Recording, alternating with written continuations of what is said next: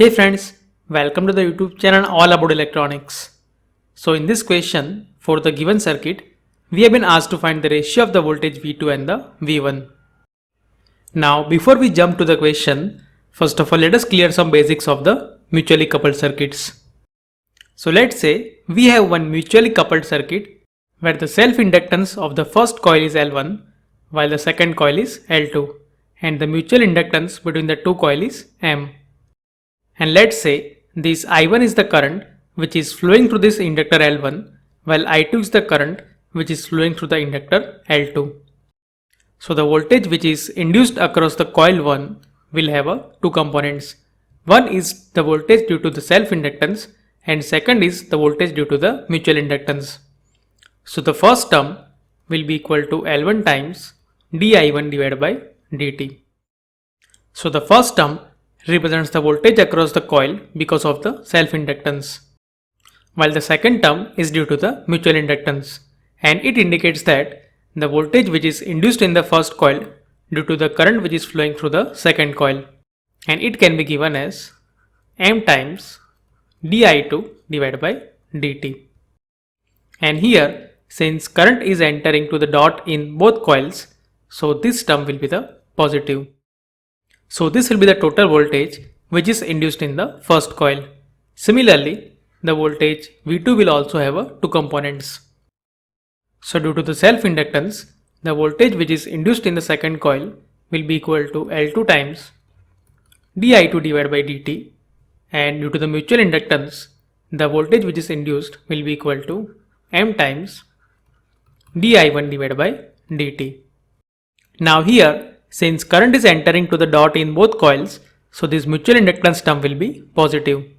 But on the other hand, if current is entering the dot in one coil and if it is leaving the dot in the second coil, then the second term, that means this term will be negative.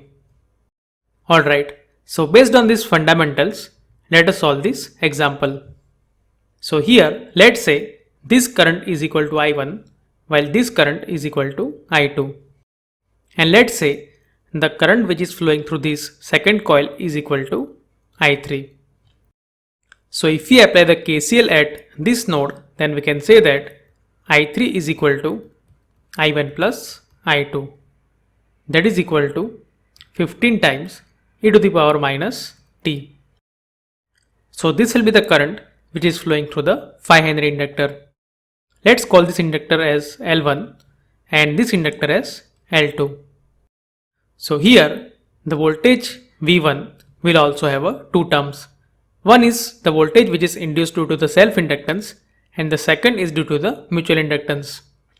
So the voltage which is induced due to the self-inductance will be equal to L1 times dI1 divided by dt, and the second term which is due to the mutual inductance will be equal to M times dI3 divided by dt.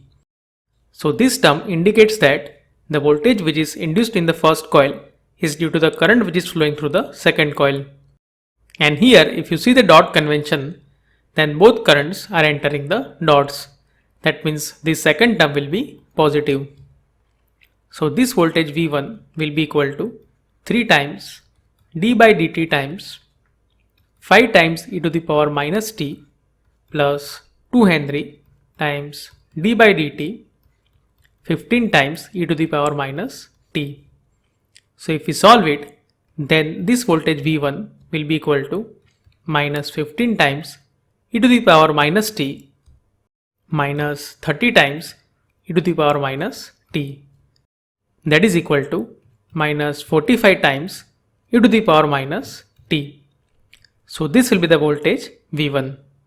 Similarly, let us find the voltage V2. So this voltage V2 will also have two terms. The first term is the voltage which is induced in the second coil due to the self-inductance and the second is due to the mutual inductance.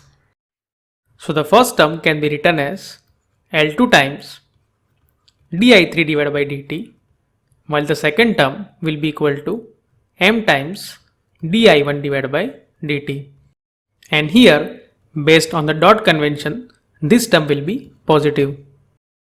So we can say that this voltage V2 will be equal to 5 times d by dt times 15 times e to the power minus t plus 2 times d by dt times 5 times e to the power minus t, that is equal to minus 75 times e to the power minus t minus 10 times e to the power minus t. That means this voltage V2 is equal to minus 85 times e to the power minus t. So in this way, we got the voltage V2 as minus 85 times e to the power minus t volt, while the voltage V1 as minus 45 times e to the power minus t volt. So if we take the ratio of these two terms, then the voltage V2 divided by V1 will be equal to 17 divided by 9, or we can say that it is equal to 1.88. So from this we can say that for the given circuit, the ratio of the voltage V2 and V1 is equal to 17 divided by 9, or we can say that it is equal to 1.88.